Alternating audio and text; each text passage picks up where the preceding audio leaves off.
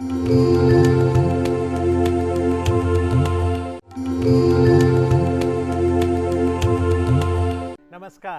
आरोग्य भारत कार्यक्रम में आप सभी का हार्दिक अभिनंदन। रविवार 29 सितंबर 2019 विश्व भर में हार्ट डे के रूप में मनाया गया। तो आज के अंक में हम दिल से बात करेंगे, दिल की।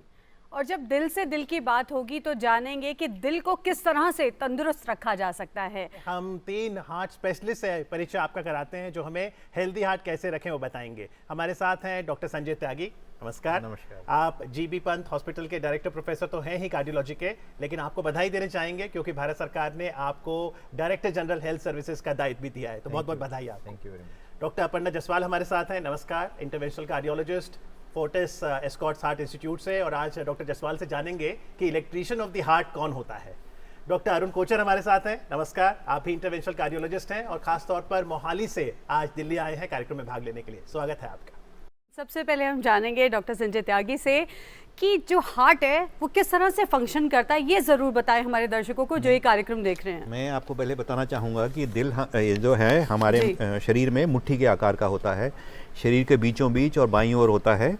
और ये माँ के गर्भ में 22वें दिन से लेके आपके मृत्यु के अंतिम क्षण तक धड़कता रहता है। और धड़क के क्या करता है, सारे शरीर में खून का संचार करता है। और इसको अपने काम करने के लिए भी इसको ऑक्सीजन की ज़रूरत पड़ती है। वो ऑक्सीजन पहुंचाती है इसमें कॉर्नरी नाड़ियाँ। दिल में 3 कॉर्नरी नाड़ियाँ होती हैं, 2 बाईं ओर और 1 दाईं ओर। उनमें रुकावट आ जाने से एंजाइना और हार्ट अटैक की बीमारियां हो जाती हैं। जी, तो जैसा हमने जाना कि हार्ट एक पंप की तरह है, तो डॉक्टर अपर्णा जसवाल, पंप को चलाने के लिए इलेक्ट्रिसिटी की जरूरत पड़ती है जी। तो फिर हार्ट को चलाने के लिए इलेक्ट्रिसिटी कहाँ से मिलती है? बहुत सही बोला आपने। हार्ट को चलाने के लिए भी इलेक्ट्रिसिटी चाहिए और हार्ट के अंदर ही जो हमारा राइट साइड 2 ऊपर के खाने होते हैं, जो हमारा राइट और लेफ्ट ऊपर के जो खाने होते हैं, जो हमारा राइट वाला खाना है उसके ऊपरी भाग में एक पेसमेकर होता है। वो बड़ा ही इंटरेस्टिंग पेसमेकर होता है। वो अपने आप से काम करता है और हर मिनट हमें हार्ट बीट देता है 60 से 100 बार 1 मिनट में। और जब वो इलेक्ट्रिकल इम्पल्स ऊपर वाले खाने से उठती है, पहले वो दोनों ऊपर वाले खानों में जाती है और जैसे कि आपने ये हार्ट के मॉडल में देखा, फिर वो इलेक्ट्रिकल इम्पल्स नीचे वाले खानों में जाती है। ये बहुत ही कोऑर्डिनेटेड एक्टिविटी रहती है।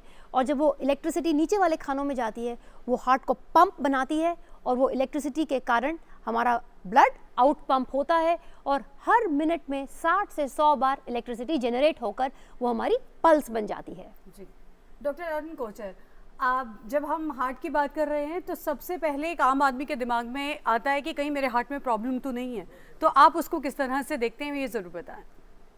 देखिए, सभी लोगों को अपने हार्ट के बारे में ख्याल रखना चाहिए, लेकिन कुछ लोग ऐसे हैं जिनको कि इसके बारे में ज़्यादा जागरूक रहना चाहिए।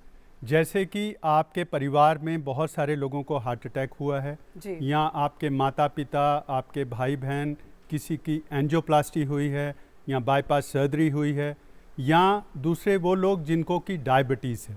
डायबिटीज़ वाले लोगों को अपने हार्ट का विशेष ध्यान रखने की ज़रूरत है। आज के संदर्भ में हम मानते हैं कि जिस व्यक्ति को डायबिटीज़ है वह उस व्यक्ति के बराबर है जिसको डायबिटीज़ नहीं है और हार्ट अटैक हो चुका है जी। इसका मतलब कि डायबिटीज़ को एक विशेष दर्जा दिया जाता है। तीसरे वो लोग हैं जिनका कोलेस्ट्रॉल बहुत ज़्यादा है, क्योंकि जो धमनियों में, जैसा कि डॉक्टर त्यागी ने बताया, रुकावट अगर आ जाए तो हार्ट अटैक होता है, तो वो जो उसका जो मेन डिपॉजिट है वो कोलेस्ट्रॉल होता है जी। और चौथे वो लोग हैं जिनमें कि बहुत सारे रिस्क फैक्टरों का समावेश होता है। उनको ब्लड प्रेशर भी है, उनको डायबिटीज़ है, कोलेस्ट्रॉल है, स्मोकिंग भी करते हैं, स्ट्रेसफुल जीवन जीते हैं, सेडेंट्री लाइफस्टाइल है। तो इन लोगों को अपना विशेष ध्यान रखना चाहिए। वैसे तो हर व्यक्ति को अपने हार्ट का ख्याल रखना है, लेकिन इन लोगों को अपने डॉक्टर से ज़रूर मिलना चाहिए और वो टेस्ट कराने चाहिए जिससे कि पता लग सके कि उनका हार्ट ठीक काम कर रहा है कि नहीं। बिल्कुल। तो कौन से टेस्ट कराने चाहिए? और कोलेस्ट्रॉल की जो बात डॉक्टर साहब ने रखी, तो मेरा सवाल है कि अच्छा कोलेस्ट्रॉल भी होता है, बुरा कोलेस्ट्रॉल भी होता है, लेकिन यदि आपके कोई सवाल हैं आज के हमारे मेहमानों से तो आप हमें फ़ोन भी कर सकते हैं। हमारी फ़ोन लाइन नोट करें, 011 दिल्ली का STD कोड रहेगा और नंबर है 23097532। दैट्स 011-2309-7532। डॉक्टर त्यागी, अच्छा कोलेस्ट्रॉल कौन सा है और बुरा कोलेस्ट्रॉल भी होता है कोई? बिल्कुल, दोनों तरह के कोलेस्ट्रॉल हमारे शरीर में होते हैं। कोलेस्ट्रॉल होता क्या है? कोलेस्ट्रॉल एक तरह की चिकनाई है। एलडीएल कोलेस्ट्रॉल होता है लो डेंसिटी लाइपोप्रोटीन कोलेस्ट्रॉल, जो कि ऑक्सीडाइज होकर हमारी नाड़ियों में जम जाता है और वहाँ प्लाक बना देता है। प्लाक एक छाला जैसा होता है और उससे दिल की नाड़ी में रुकावट आ जाती है।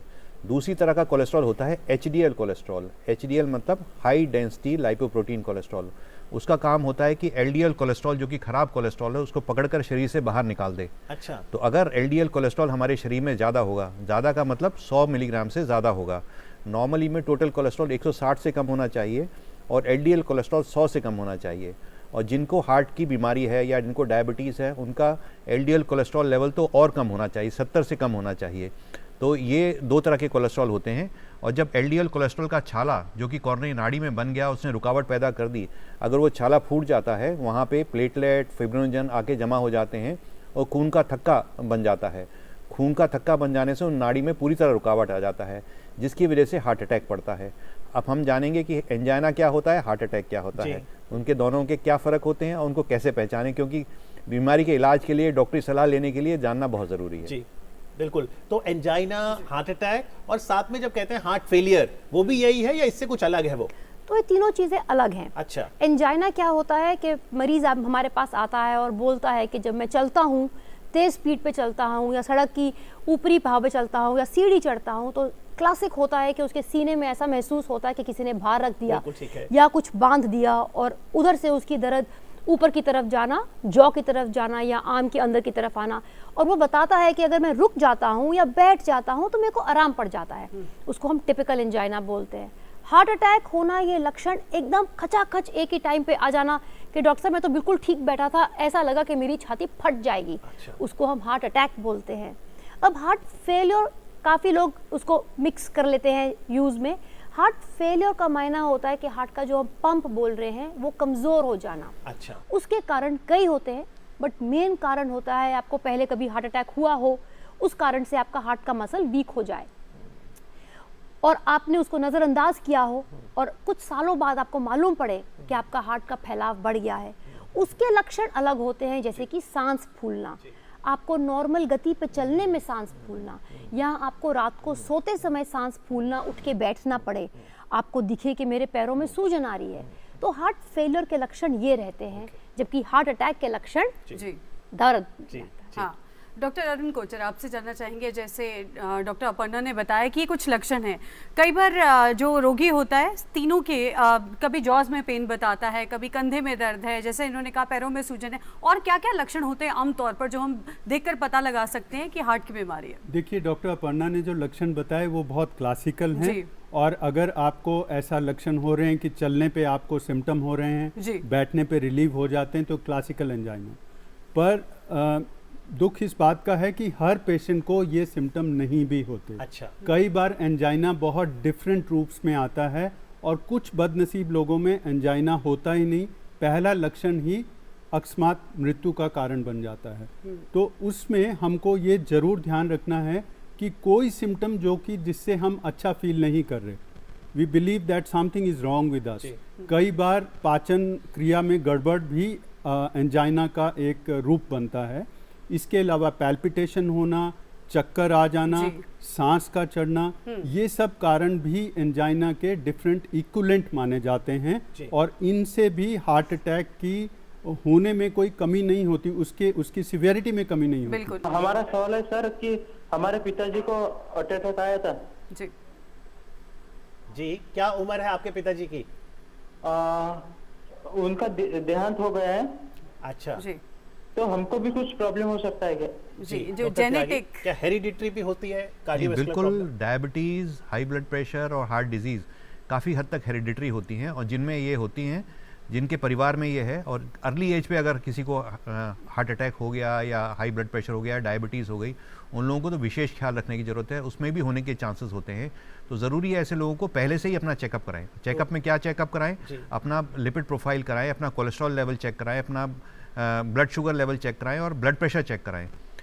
हमारे देश में सबसे कॉमन बीमारी है हार्ट की high blood pressure. High blood pressure किसे कहते हैं? 140/90 से अगर ब्लड प्रेशर ज़्यादा हो तो उसे हाई ब्लड प्रेशर कहते हैं। बहुत लोगों को इसको पता ही नहीं होता है कि उनको हाई ब्लड प्रेशर है। और पता कैसे लगता है? जब भी वो डॉक्टर के पास जाके अपना ब्लड प्रेशर चेक कराएं।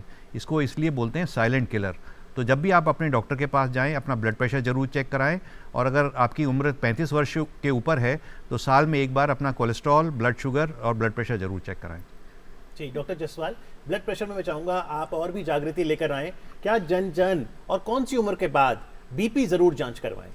तो ये आपको आश्चर्यजनक लगेगा कि हिंदुस्तान में इस टाइम पर हम जो एडल्ट्स हैं 25 से 30% हाइपरटेंसिव हैं।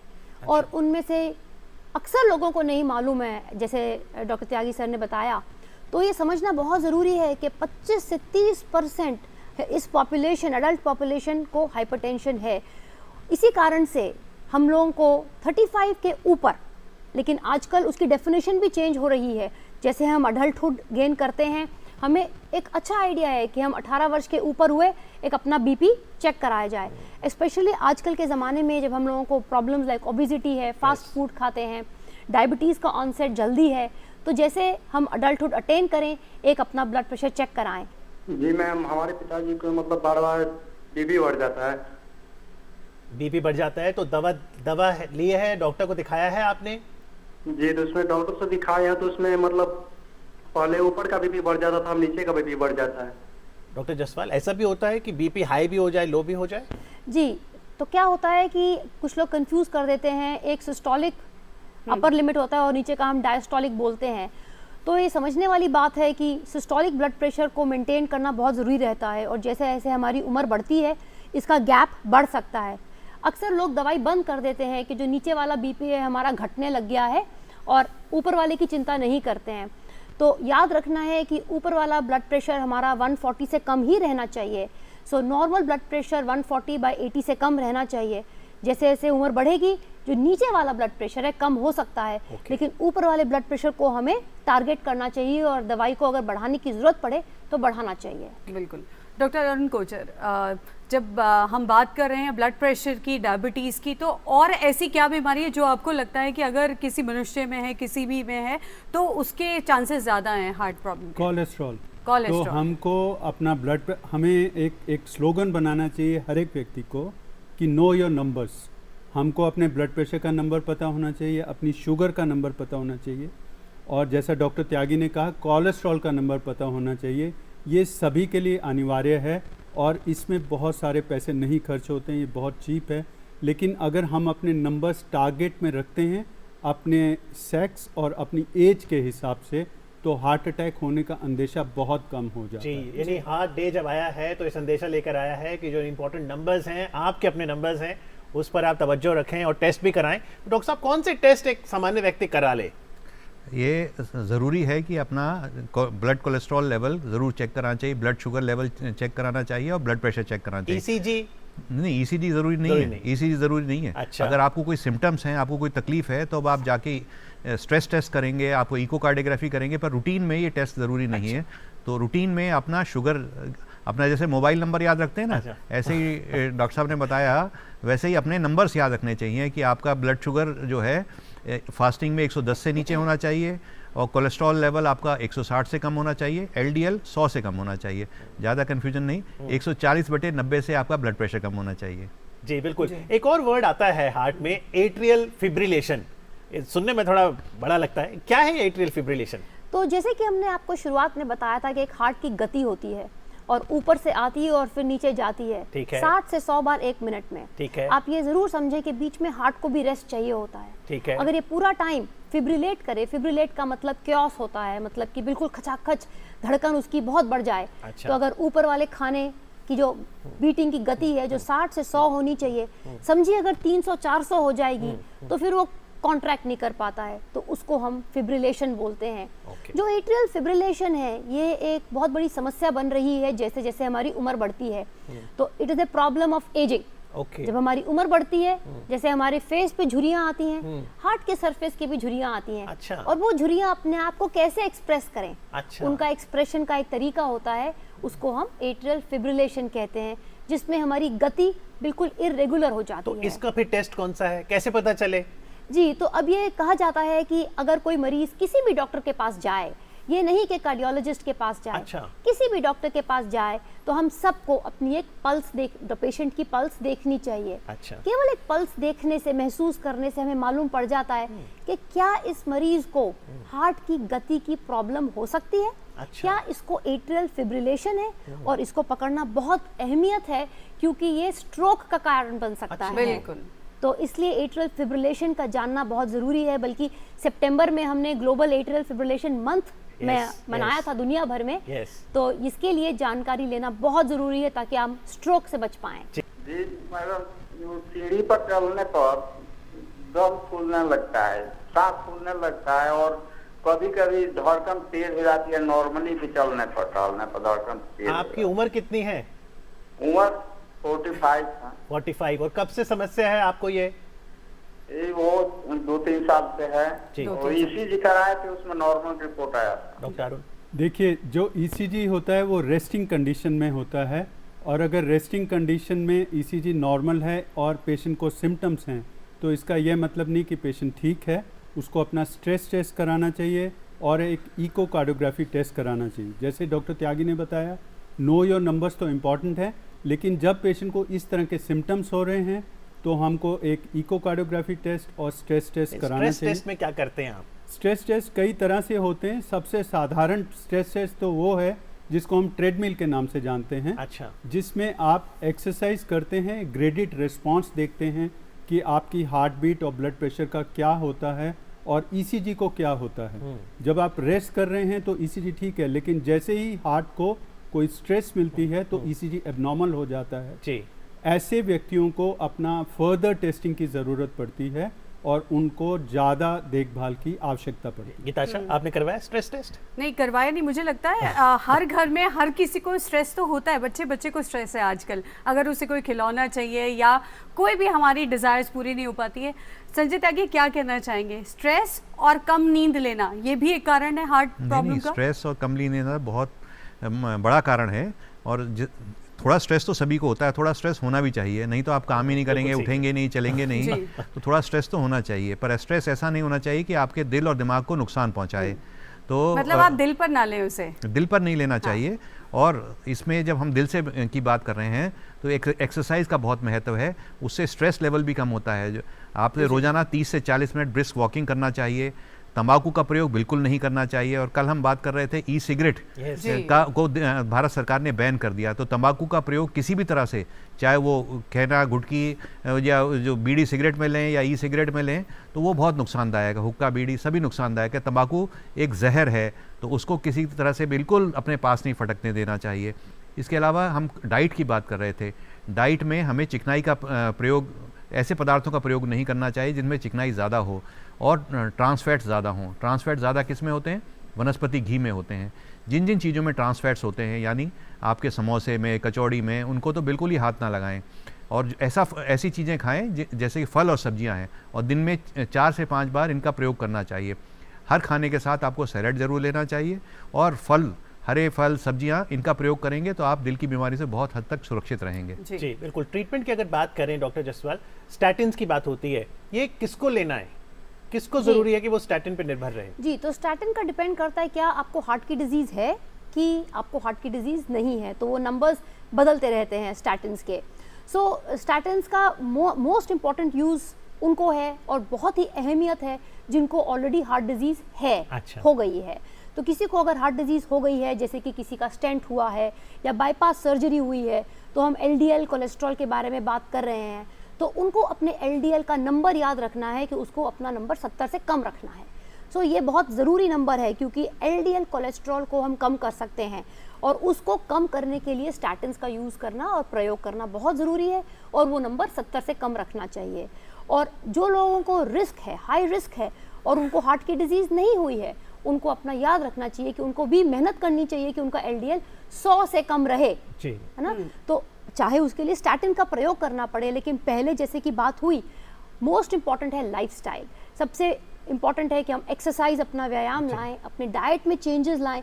कोशिश करें कि हम, अगर हार्ट डिजीज़ नहीं हुई है, पहले हम कोशिश करें कि हम स्टैटिन के बिना अपना LDL को ठीक कर पाएं। बट अगर हम अच्छी मेहनत के साथ भी फेल करते हैं, फिर हमें स्टैटिन का यूज़ करना चाहिए। जी डॉक्टर अरुण, CPR क्या है ज़रूर बताएं, और वो गोल्डन आवर के बारे में भी ज़रूर बताएं जो ये कार्यक्रम देख रहे हैं। CPR एक रिससिटेटिव मेजर है जी। एक ऐसा तरीका है जिसमें कि मरणासन व्यक्ति को एक जीवन प्रदान किया जा सकता है।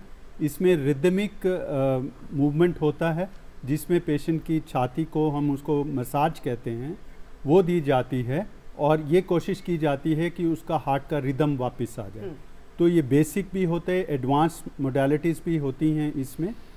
गोल्डन आवर की अगर बात करें तो ये कहा जाता है कि जब हार्ट अटैक होता है, शुरू का 1 घंटा बहुत इम्पॉर्टेंट होता है।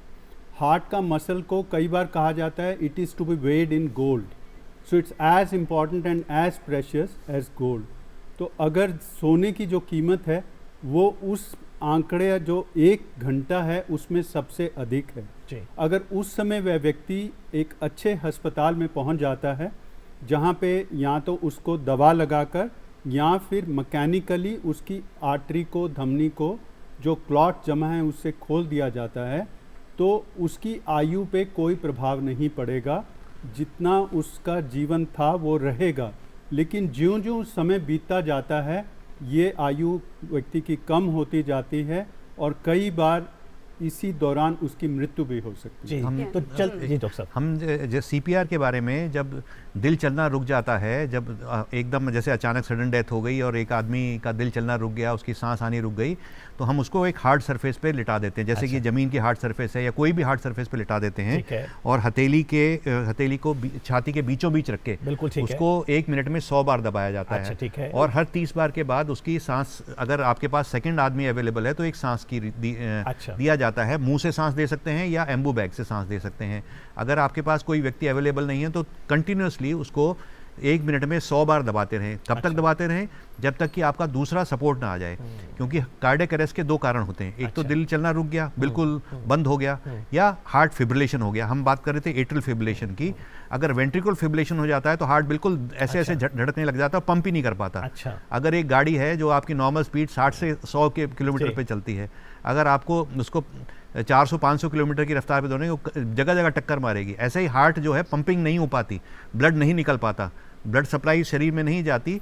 तो पूरे खाली 3 मिनट हैं आपके पास उसको बचाने के लिए। दूर से जब तक डॉक्टर आएगा तब तक वो आदमी का ब्रेन डेड हो चुका होगा। तो जो भी आदमी हैं जो इस प्रोग्राम को देख रहे हैं, मैं उनसे ये रिक्वेस्ट करूंगा कि वो CPR जरूर सीख लें, बच्चों को सिखाएं और अपने जो भी आसपास वाले हैं जिनके घर में हार्ट वाले हैं उनको बहुत ज़रूरी है कि CPR जरूर सीखें। बिल्कुल, ये बहुत महत्वपूर्ण बात डॉक्टर संजय त्यागी ने बताई है कि CPR यानी कार्डियो पल्मोनरी रिससिटेशन ये हर व्यक्ति कर सकता है, कोई भी व्यक्ति। तो इसको आप इसकी ट्रेनिंग लें ताकि समय जब कभी आए कम्युनिटी में कोई तो हो जो शिक्षित हो। चलते final words doctor Aparna Jaswal. CPR के ऊपर ही मैं थोड़ा सा और बोलना चाहूँगी कि CPR एक ऐसी चीज़ है, क्योंकि सडन कार्डियक अरेस्ट एक बहुत बड़ी प्रॉब्लम है, समस्या है दुनिया भर में, और हम काफ़ी नंबर ऑफ पेशेंट्स को बचा सकते हैं अगर हम सब CPR सीखने की कोशिश करें। और अपने घर में हर इंसान को, एटलीस्ट एक इंसान को CPR सीखना चाहिए। ये कैंपेन भी हम चलाते हैं और ये बहुत अहमियत है कि पेशेंट को फ्लैट सरफेस पे लटाएं, हाथों को ऐसे क्लिप करें और सेंटर बोन पे आप दबाएं और इफेक्टिव दबाएं। कम से कम 1 इंच पेशेंट की अंदर जानी चाहिए और ऊपर उठनी चाहिए, और आप घुटने टेक कर पेशेंट के साइड पर बैठे। तो CPR एक ऐसी चीज़ है जो सबको सीखना चाहिए। आखिरी शब्द डॉक्टर कोचर। मैं ये कहना चाहूँगा कि हमारा भारत में सबसे ज़्यादा हार्ट अटैक हो रहे हैं और डायबिटीज़ कैपिटल भी हमारा भारत देश है, लेकिन हमें इससे निकलना है बाहर। लाइफस्टाइल को मॉडिफाई करने की बहुत आवश्यकता है। अपने जीवन को सिंपल रखें, अनुशासन में रहें, अच्छे से खाएं और अच्छे से सोएं और परंपरागत भारतीय भोजन लें। वो सबसे अच्छा है हमारे हार्ट के लिए, और वो अगर हम लेते हैं, विदेशी जंक फूड से दूर रहते हैं, तो ये रोग हमें कभी नहीं होगा और हमारा भारत एक स्वस्थ भारत के तौर पर बड़ा होगा। बिल्कुल, healthy capital of the world बन जाएगा। पर आज जो आपने टिप्स दी हैं, मुझे उम्मीद है कि लोग उसका ध्यान रखेंगे और हेल्दी इंडिया बनेगा। Thank you very much. Thank you.